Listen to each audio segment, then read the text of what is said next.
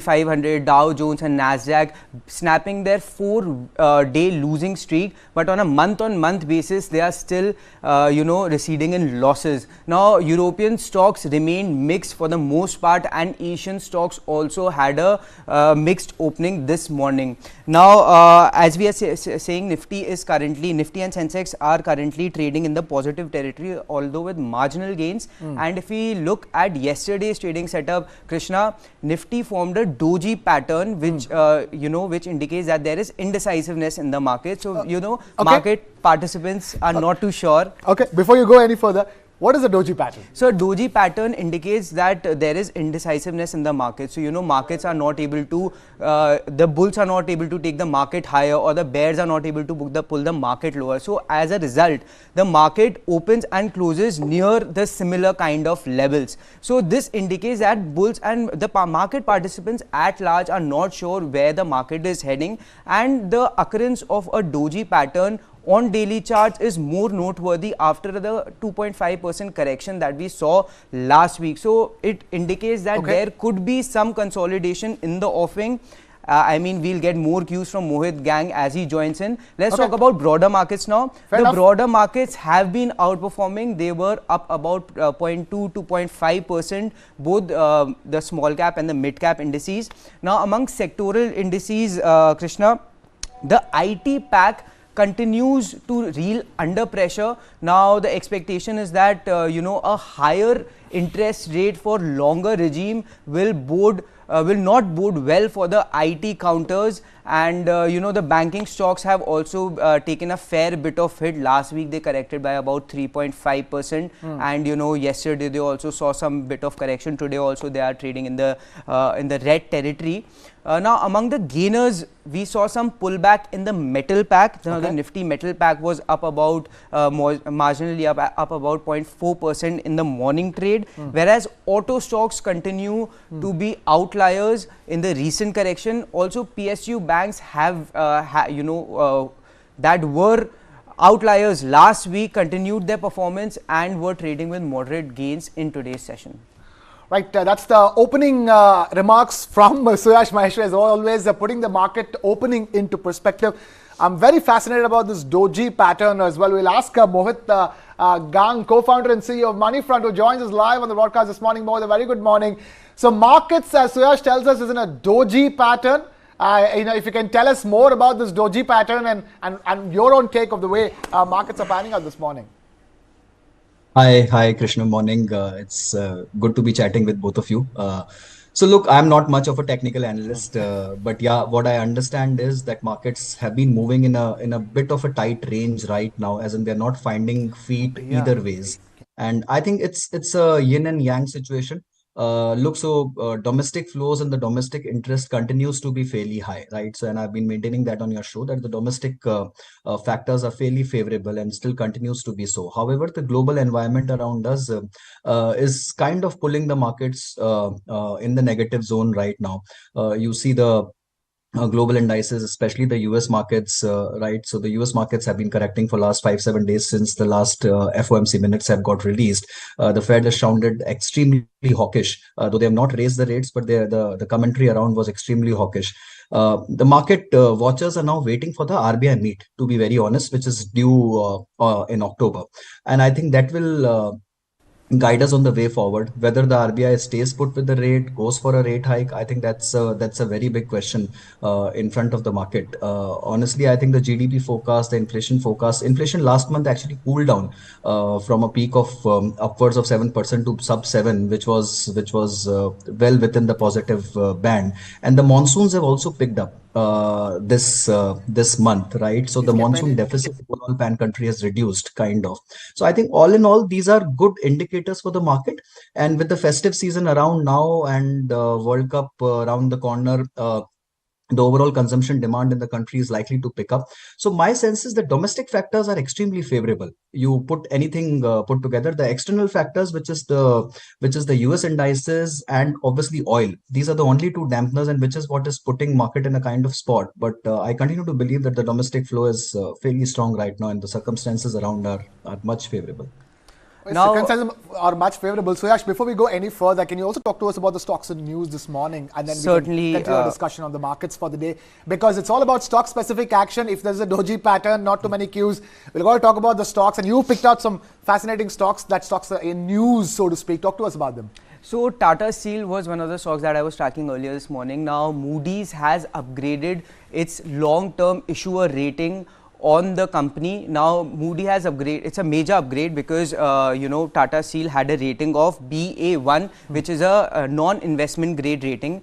Now Moody's has assigned a rating of Baa3, which is an investment grade rating. Now what in simple terms it suggests is that the credit worthiness of Tata Steel has improved. Now Moody's said that despite the muted trend that we are seeing in steel prices, it expects Tata Steel's profitability to enhance going forward, and its cost of capital is expected to decrease as a result of this rating upgrade. Also, Moody's has changed the outlook from stable to stable from positive, which suggests that this rating will stay here for a longer period of time. So perhaps we will not see any volatility there. So Mohit, my question to you is, what will be the implication of this rating upgrade from Moody's on the stock of Tata Steel?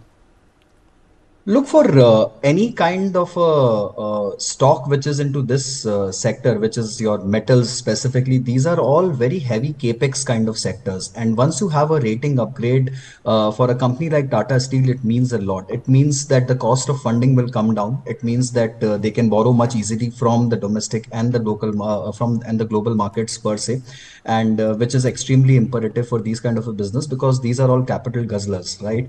And Tata Steel has been in news for last 1 odd month for all the positive reasons. If you see the settlement which they arrived with the UK government last month, wherein the Talbot plant will be again recapitalized with a 1.5 billion pound kind of investment from Tata Steel, and out of which 500 million will be contributed by the UK government. That was again extremely positive.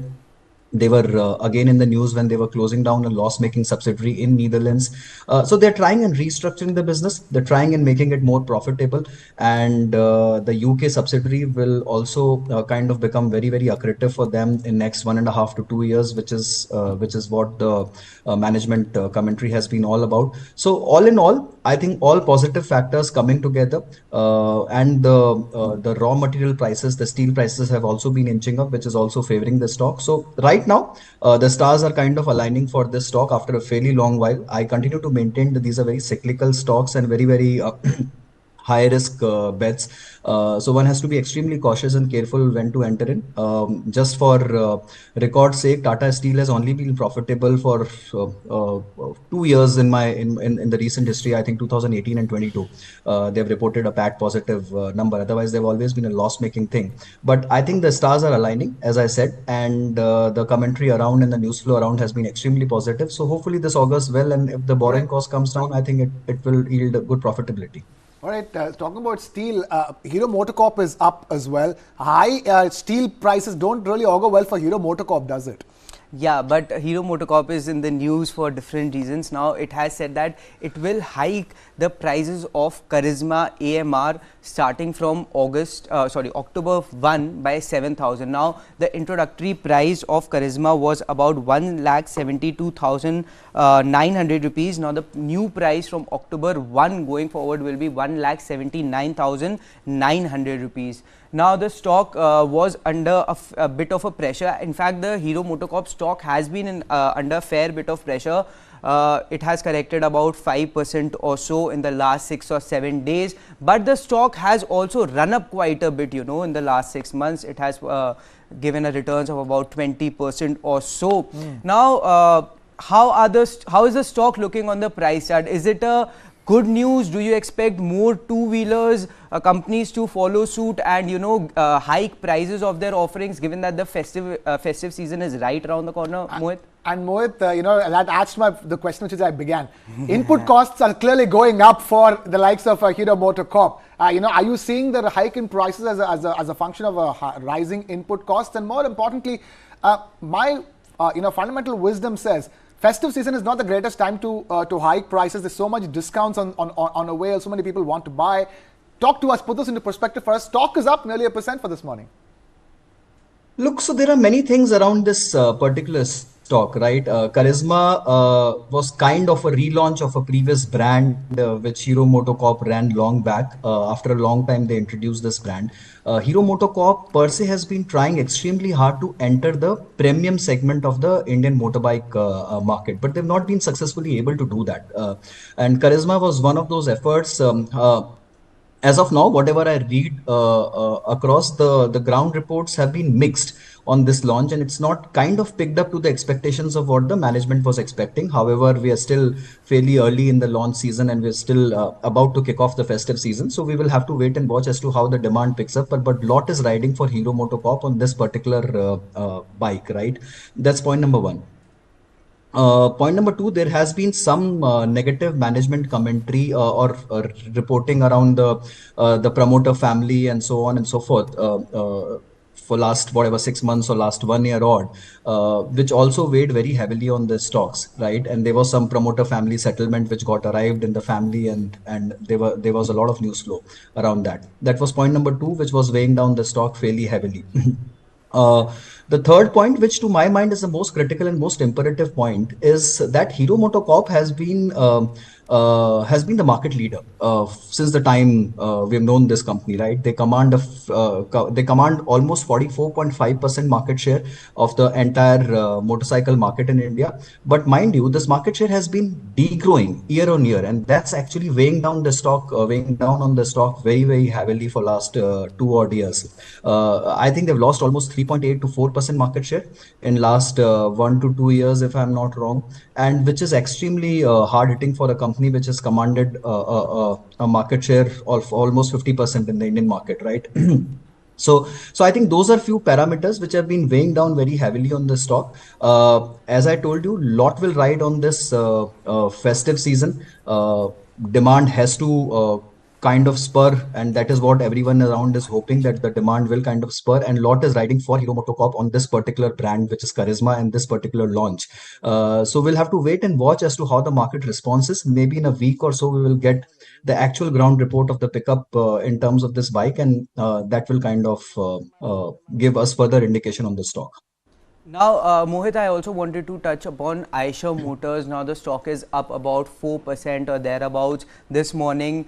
It is up on the back of Jefferies sharing a bullish outlook on the stock. Now, Jefferies, which has a buy rating, has raised the target price on the stock to 4,150. Now, Aisha Motors has come in a fair bit of pressure.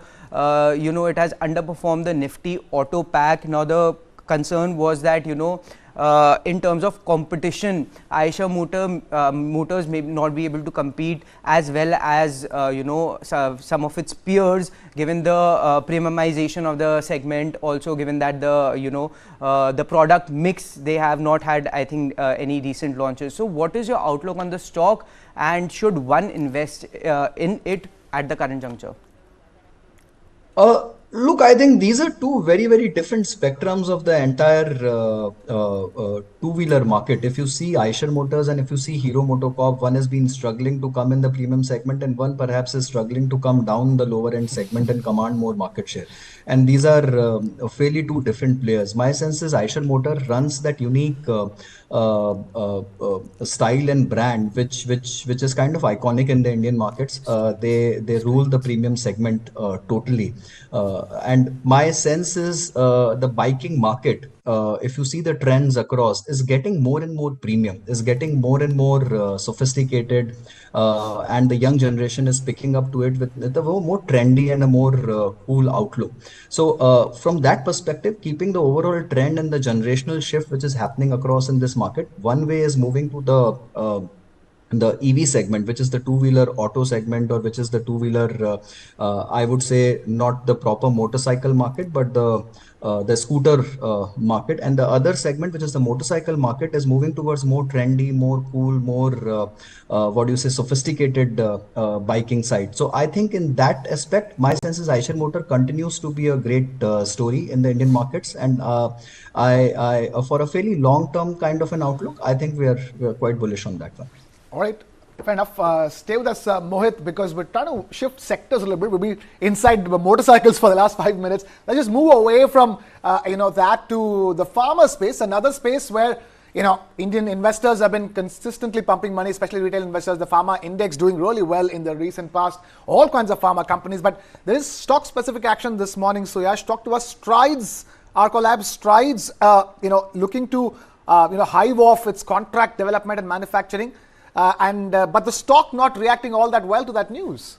Yes, let's talk about the stock first. Yes. Now, Strides Pharma, the stock was up about 8% yesterday after it got an approval for one of its drugs from US FDA. Okay. Now, the stock has run up about 21% in the last 1 month or so, Krishna. So, perhaps we are seeing some sort of profit booking. Good old profit booking taking place. Yeah. And now the news trigger today was that Strides Pharma is looking to, as you said, spin off its CDMO business as well as its soft gelatin business, and it will be listed, it will spin it off in the next 12 to 16 months, and the new business will be listed under the name of OneSource. Now, OneSource will be India's first specialty pharma pure play company. Now, Strides Pharma, as I said, has seen a fair bit of run up. The stock is down about 1 or 2% earlier this morning. So, Mohit, has the positive for the Strides Pharma stock that we have seen the positive news flows over the past month or so, has that been absorbed in prices? How do you see the stock playing on the price chart? Is there more profit booking to take place from here on?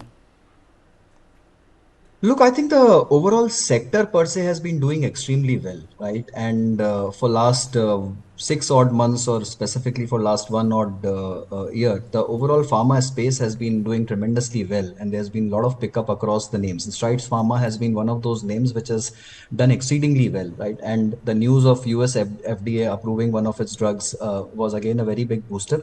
Now this hiving of one of the businesses and listing it separately, being called as OneSource, if I understand correctly, the scheme says that for every 2 shares of Stride Pharma, you will get 1 share of OneSource out there. So a lot of details have to actually been worked out in terms of whether it is value accretive to the overall business or not.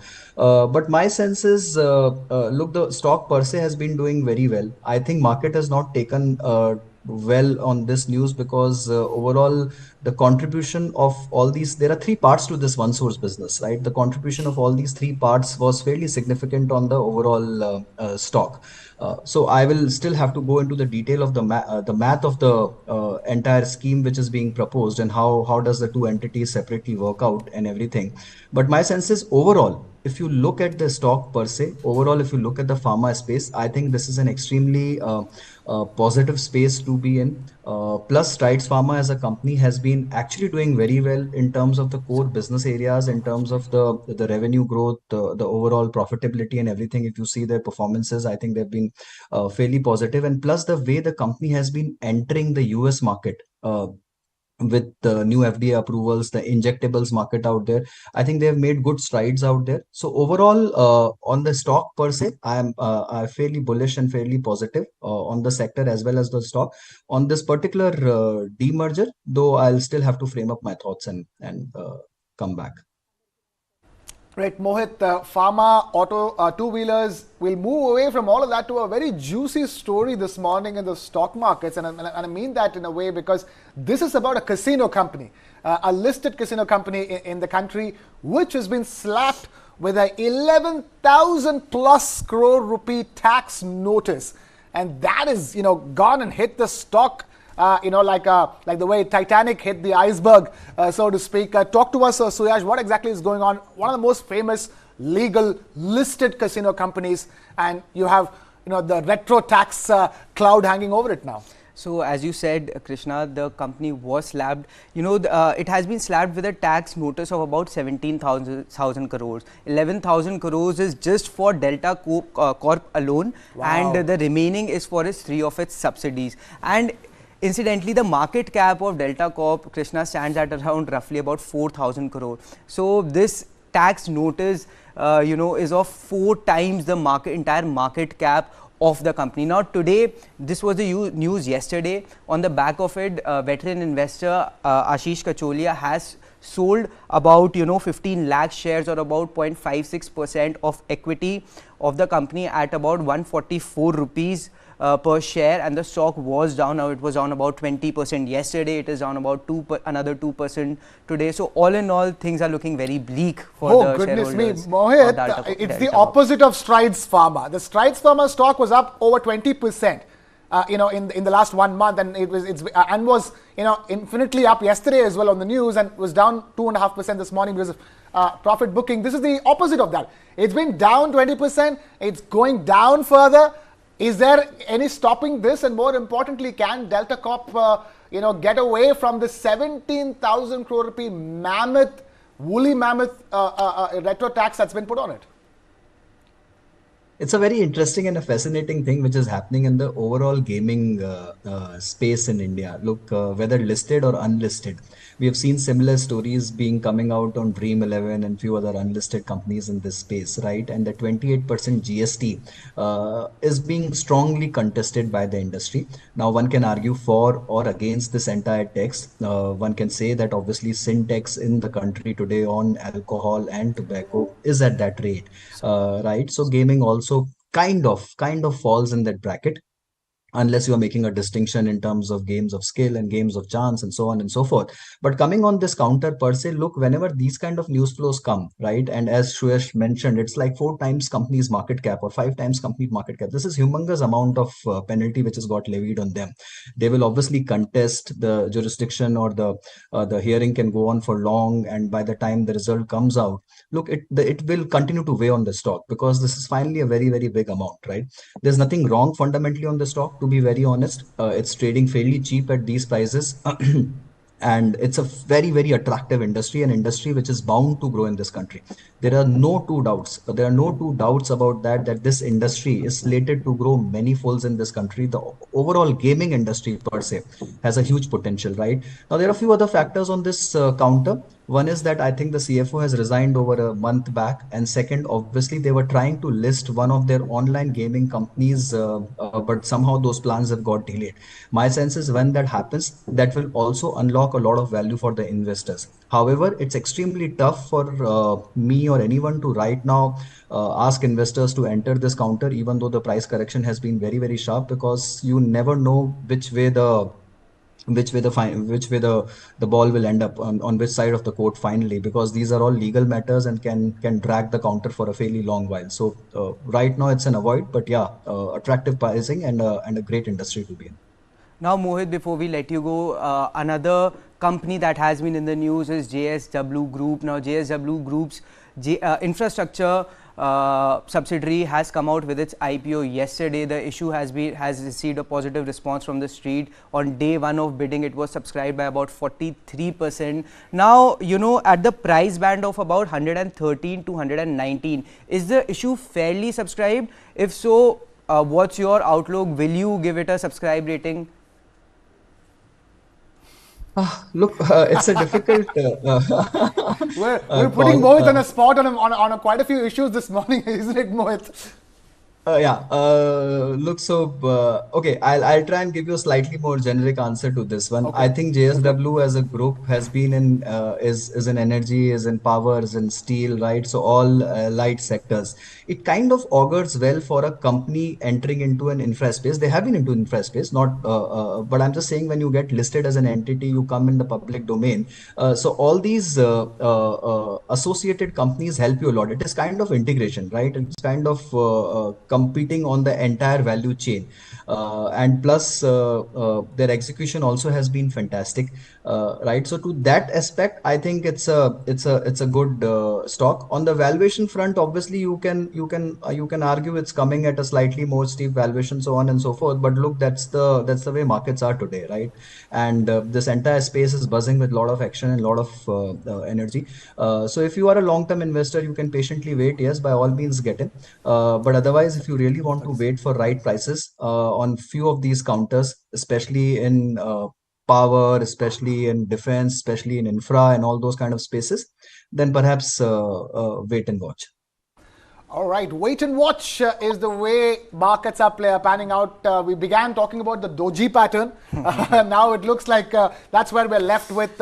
Wait and watch on everything from JSW Infra to the broader markets, and keep your focus on specific stocks from specific sectors going forward. Mohit, thank you so much as always for taking time out in the morning as markets open to share your wisdom with us, and we will be having you back on this channel as often as possible. For now, we'll let you go. It's a busy trading day. Enjoy yourself. Wishing you all the good luck in today's trading session. And Suyash, of course, as always, our man in the studio every day who puts the markets in perspective for us. Suyash, thank you so much for taking time out.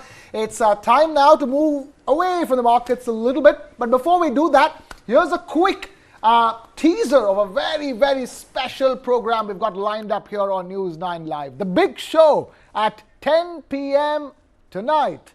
Duologue, TV9's Barun Das in a candid conversation with former Indian cricketer Mithali Raj. Take a look at this.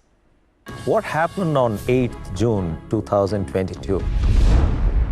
Sportsperson like Sania Mirza or Saina Nehwal, they get written about more than the women's cricketer. Journalist, for some reason, doesn't like an athlete. The narrative is very different. Don't you think that a very, very focused approach should be there to create an ecosystem for producing champions? There are also some girls, they say like, Didi, school mein to koi nahi hai hamara, hum khelna chahte hain, lekin boys team mein lete nahi hai. In the huddle, do you tell your team members that let's go and fight? Or you tell them let's go and win? The purpose of you being in the tournament, that you've come to win. Duologue with Barun Das featuring Mithali Raj. World premiere on Connected TV. Tonight at 10. Only on News9 Live, India's first and only digital exclusive English news stream for Connected TV. Supported by Alliance Broadband. All right, make sure you catch Duologue with Barun Das tonight at 10 p.m. only on News9 Live. Of course, log on to our app News9 Plus India and the world's first news OTT platform and catch all episodes of Duologue on News9 Plus as well. But for now, we are moving on with the show here on Business Plus on News9 Live. Karthik Malhotra now joins us in the studios. Karthik, thank you so much for taking time out to be with us this morning. Thanks, and it's because we have some important news, and it doesn't happen every single day that we have a piece of negative news hitting somebody like Mr. Anand Mahindra, one of the most loved corporate giants in this country. An FIR has been filed against Anand Mahindra because of an accident that took place in a Scorpio, isn't it, Karthik? That's right, Krishna. And unfortunately, the accident was not just another accident. The car apparently, hit the barrier and hit the and went on the way side, toppled a few times, and the driver of the Scorpio died in the accident. Now, this was a Scorpio purchased by the accident victim's father, and he had lent the Scorpio to his son to go for a drive from Kanpur to Lucknow. And on the highway, the car met with an accident. And the allegation now against Anand Mahindra, and a case has been filed against Anand Mahindra, and multiple sections of the IPC have also been leveled, including negligence causing death, because apparently the airbags in the Scorpio did not deploy. Now, the man in question who's filed the FIR is stating very clearly that I had paid over 17 lakh rupees because of the personal advertisements and social media posts by Mr. Anand Mahindra, by the kind of faith that he vested in a brand like Mahindra, which was known for its safety and quality norms. And he had spent over 17 lakh rupees to acquire that black-colored Scorpio, which he had given his son to go for a drive with his friends. And apparently the FIR also states that all those seated in the Scorpio were wearing seatbelts, but the airbags did not deploy upon impact. And that led to his son dying right there and then. Now, this is all part of the FIR. The police report has confirmed that seatbelts were on, but this man's sources apparently also confirmed that there were no airbags in the Mahindra Scorpio. Wow. So he had paid for a model with airbags, and remember, Nitin Gadkari had made it very, very clear that every car sold in India, no matter the size, no matter the cost, 2 airbags are mandatory. Minimum. Yes. And this Scorpio that he had paid over 17 lakh rupees for apparently did not have airbags installed. So he is holding Anand Mahindra personally responsible and liable, in addition to 12 other people who have been named in that FIR. But this FIR leveled squarely against Anand Mahindra for negligence causing death. Right, and it's surprising that it's come for a car like Mahindra, as you're talking about, known as one of the more safer cars in India. Talk to us from here. We are yet to get a response from Mr. Anand Mahindra on this. Usually, he's somebody who responds to anything on social media instantaneously. And it's been quite a while since this FIR was filed, isn't it? That's right. And yeah, I mean, I remember a time when there was this issue of the sunroof in one of the Mahindra cars shown in a viral video leaking. Somebody had taken a Mahindra car under a waterfall in a hilly terrain, and the video actually showed water leaking through the sunroof. Something as trivial as that got Mr. Anand Mahindra excited to go onto Twitter and get another video made and posted that from his handle that, our sunroofs don't leak. Right. And here we are talking about a much serious issue, which is death caused in an accident for the airbags not deploying. So yeah, we haven't seen any response from the Mahindra Group or from Anand Mahindra himself personally on his Twitter or any other social media for that matter. But a cause of concern, definitely, I think it would, this story, if it does go viral, I think it is going to raise a lot of questions about the safety of the Mahindra vehicles and the Scorpio in particular. Right, and we will be keeping our eyes on that story for any latest developments and bring it to you right here on Business Plus. For now, the situation is seemingly grim. FIR filed against Mr. Anand Mahindra. But we'll move on from that story, Karthik, away from automotives to something more basic, food. Even more basic, rice, which the whole of India consumes. Rice, the exports of which were banned because to sort of shore up local procurement and to deal with local demand for rice. But looks like, we're back with exporting rice. And again, this is not basmati. We're back to exporting non-basmati rice, aren't we, Karthik? That's right, Krishna. In fact, we had curbed, like you mentioned, we had curbed the export of non-basmati white rice specifically to deal with the inflationary pressures when we had food inflation touching double digits and rice and wheat and pulses inflation going almost as high as 19 to 20%. So that was the time when the government of India decided that, hey, let's just cater to our domestic demands first, and if need be, reduce or curb exports so that we are able to at least feed our population, not at very inflated prices. Now, this ban saw a little bit of easing even last month when countries like Singapore, Bhutan, Mauritius and a few African nations also started receiving some rice from India. And there were certain quantity measures put in place that only up to this amount and no more of Indian non-basmati white rice will be exported. Now there is one more beneficiary. No guesses there. I think our coziness with Middle East is now reflecting in many areas, and food, rice particularly being one of them. So UAE becomes a beneficiary of India's exports, and India is going to export up to 75,000 tons of non-basmati white rice to UAE. Now the government has also at the same time reduced the MEP or the minimum export price of non-basmati rice. It was set when we had started exporting to countries after easing the curbs. When we had started exporting, there was a curb of $1,200 per ton. That has also now been reduced to $850 per ton. So that's the rate at which India will now be exporting 75,000 tons of non-basmati white rice to UAE. Another interesting point to note here is that India had also subsequently put a curb on export of basmati rice because Indian traders are smart. And Indian exporters they know how to sort of, get away with and hoodwink the system. So in the garb of basmati, they were actually exporting non-basmati rice to circumvent the curbs that were put in place by the government. So the government then had put an MEP of $975 for the export of basmati rice to further make it less lucrative for exporters to export non-basmati rice labeled as basmati rice. So it looks like that export price is going to stay, no reduction on that. But the non-basmati rice is now reduced to a price of $850 per ton. So, which basically means India is all set to deliver rice to the rest of the world. You remember what happened, right? The rest of the world was saying that, hey, India, you stopped exporting white rice and you're adding to our food inflation. And we said, you remember what happened when Russia and Ukraine went to war, right? Okay, fair enough.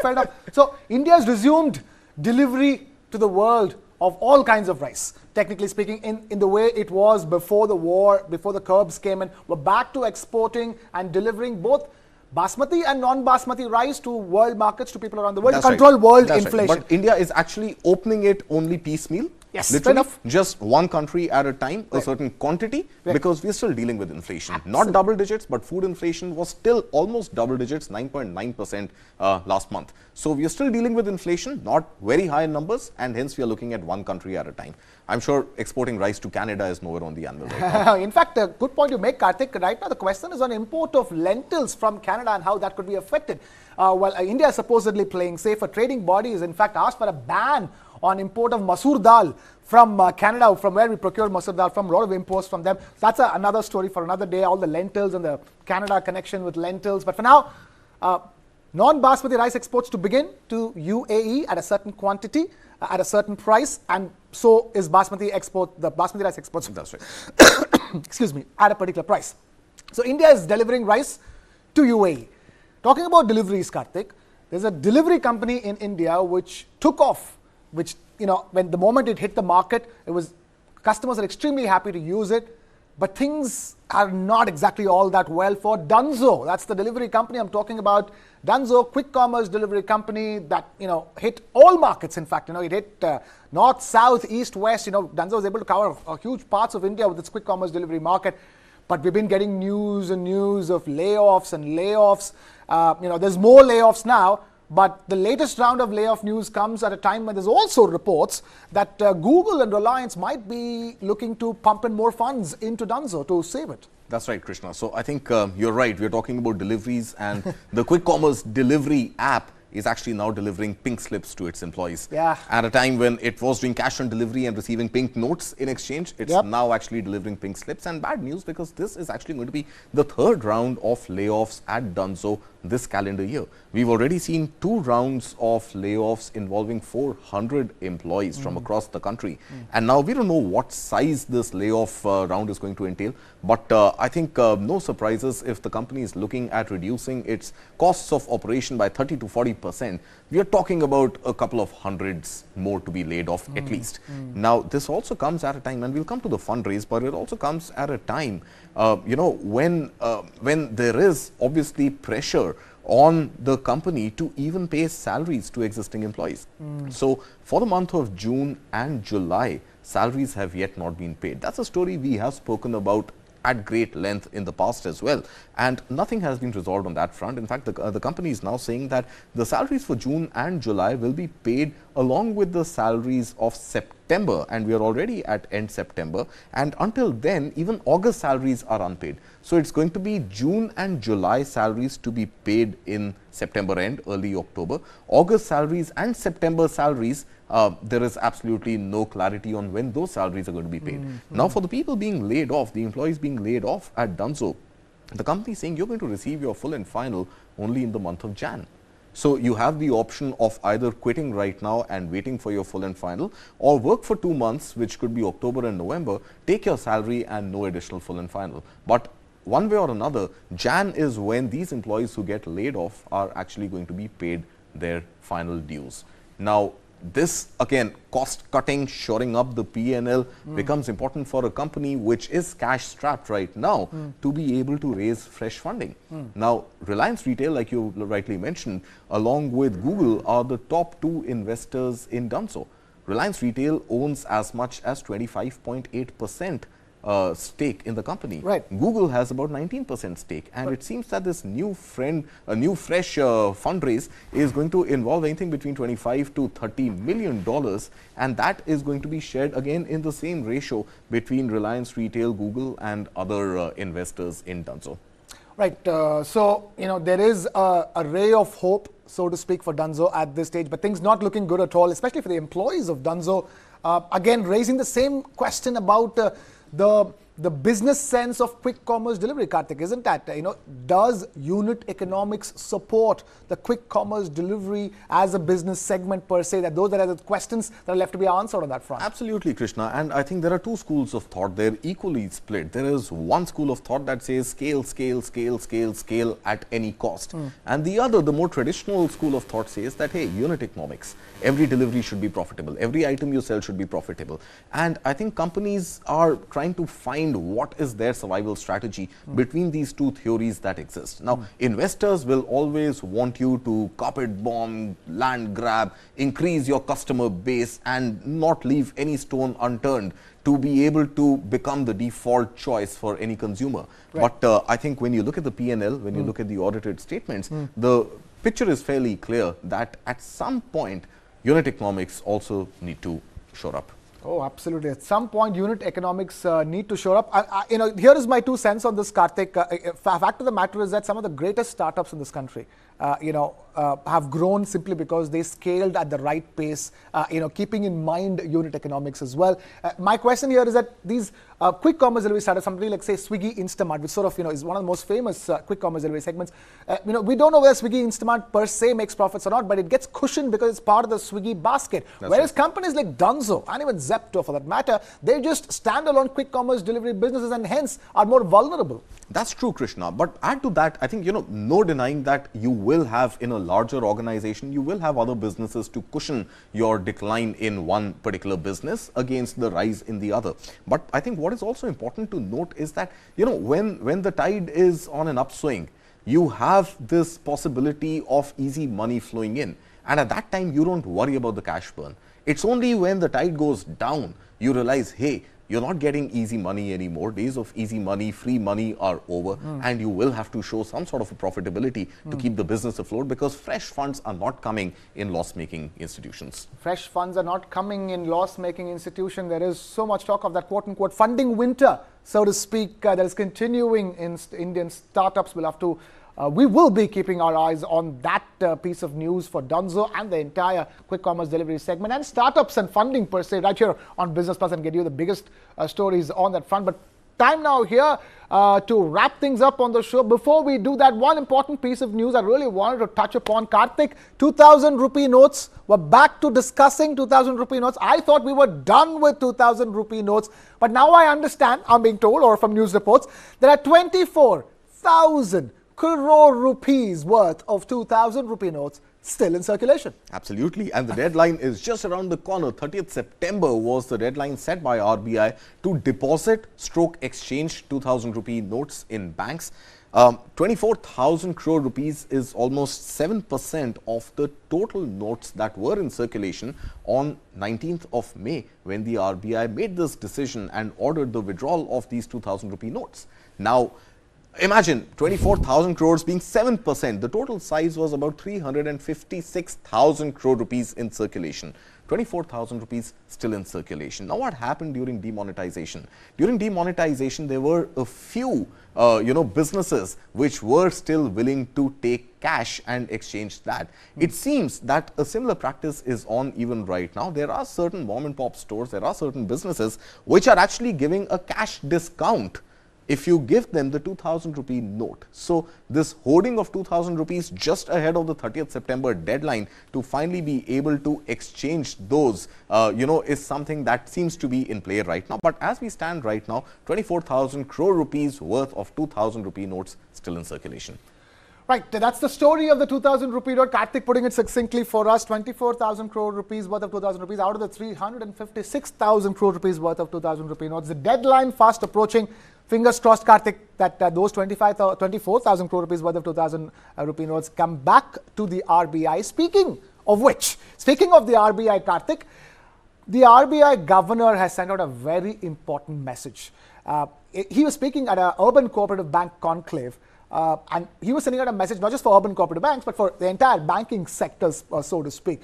Very specific point, Karthik. He's saying 1 or 2 directors on the boards of banks cannot unduly dominate the proceedings. A very specific call is saying because I think he sensed that problem that exists in Indian banks, and he's even made it clear that so many large commercial banks, he hasn't named those banks, but big commercial banks, I don't need to tell the names of those banks already, some stocks are already in trouble due to a merger. So Shaktikanta Das saying that, RBI governor saying that even huge commercial banks also have 1 or 2 directors dominating the proceedings on the board, and there needs to be balance is the point, is the message coming in from the RBI Governor, Karthik. That's true. And I think add to that, he's also saying that in addition to the undue influence these one or two directors instigate in the organization, and decisions thereby taken by the management on the basis of this influence by these one or two directors, that needs to be balanced out, that needs to be curbed.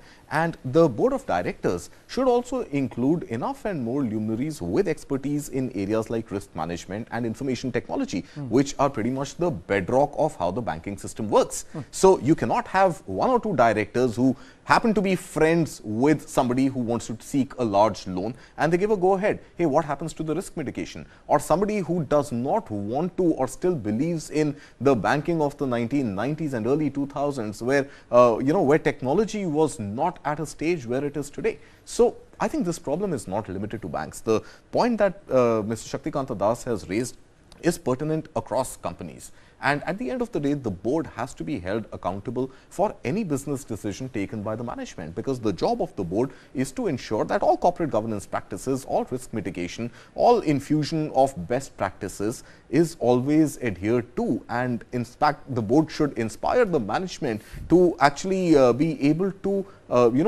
churn out new policies, new requirements as and when the market changes. And that holds very true, especially in the case of banks, which continue to deal with NPAs, or at a time like this, not dealing with NPAs by not disbursing enough loans to the small and medium enterprises, which happens to be another problem for the Indian economy. Yeah, lending to the right sectors by banks is always a problem. Again, a lot of push from RBI as well.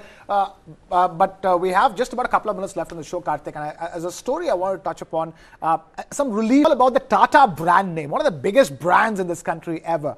Not many of us know that every single Tata Group company makes a particular payment every year to Tata Sons, the holding company of the group, because every company uses the Tata brand name. It could be Tata Consultancy Services, it could be Tata Chemicals, it could be Tata Steel. All of these companies pay, sort of like a royalty to Tata on an annual basis. Now, it's become clear, the IT department has made it clear that this will be treated as a business deduction and not as anything else, because treating it as a business deduction has some advantages for TCS. Absolutely, very interesting. And I think, anybody who follows books of accounts, accountancy closely will really love this story. I loved reading it, and good that you pointed the story out this morning.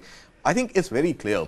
2014, TCS was sought by the income tax department, stating that you are showing this payment that you're making to Tata Sons to use the Tata brand name, 77 lakh rupees annually, as a business expense. Now, if you treat it as a business expense, it goes in the profit and loss statement. It's a clear-cut expense. So revenue minus expense is your profit. On that profit, you pay profit, and profit after tax is your tax liability, right? So if you have a large expense like 77 lakh rupees on the P&L, on the expense side, you get the entire deduction on the 77 lakh rupees, thereby reducing your tax outgo. The income tax department in 2014 told TCS that this is not a business expense, it's a capital expense. So it becomes a balance sheet item. If it comes in the balance sheet as an asset, because you're using the brand and the brand is an asset, at best you can claim depreciation on it. This depreciation amounting to about 25%, that 25% of 77 lakhs is the only expense which goes back in the P&L. So your expense on the P&L is reduced to a total of only 25% of the 77 lakh rupees, and hence your tax outgo is a little higher. Now the income tax department, the appellate tribunal in fact, has ruled in favor of TCS and has allowed TCS to use the entire 77 lakh rupees as a business expense, thereby getting a tax relief on the entire amount rather than treating it as a capital expense in the balance sheet and gaining only 25% of depreciation as expense and thereby a higher tax cost. So ruled in favor of TCS, not a big amount for a company as large as TCS, but I think a good precedent set here for all Tata Group companies and all large conglomerate-led subsidiary companies. Right, and also it's not the first time a Tata Group company has faced such a litigation with the ITAT or the Income Tax Appellate Tribunal. Tata Chemicals too has faced similar cases in the past before, but I think this judgment will sort of set the tone for, as you were saying, not just the Tata Group, for all huge conglomerates in the country. Karthik, I'm afraid we can continue chatting on that front, but we have completely completely run out of time on this show. Thank you so much for being with us in the studio. It's a wrap here from my side. This is calling curtains on Business Plus. Thank you so much for watching. This is Krishna Kumar signing off.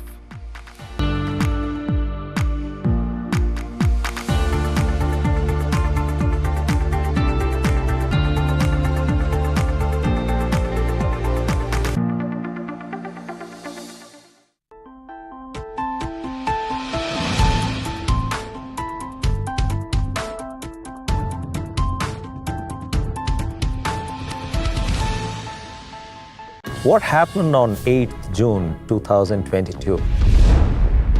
Sportsperson like Sania Mirza or Saina Nehwal, they get written about more than the women's cricketer. Journalist, for some reason, doesn't like an athlete. The narrative is very different.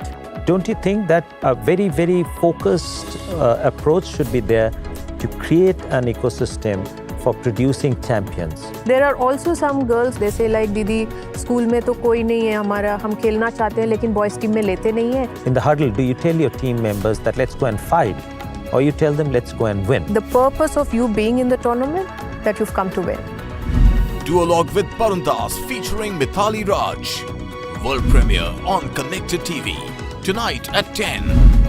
Only on News9 Live, India's first and only digital exclusive English news stream for Connected TV. Supported by Alliance Broadband.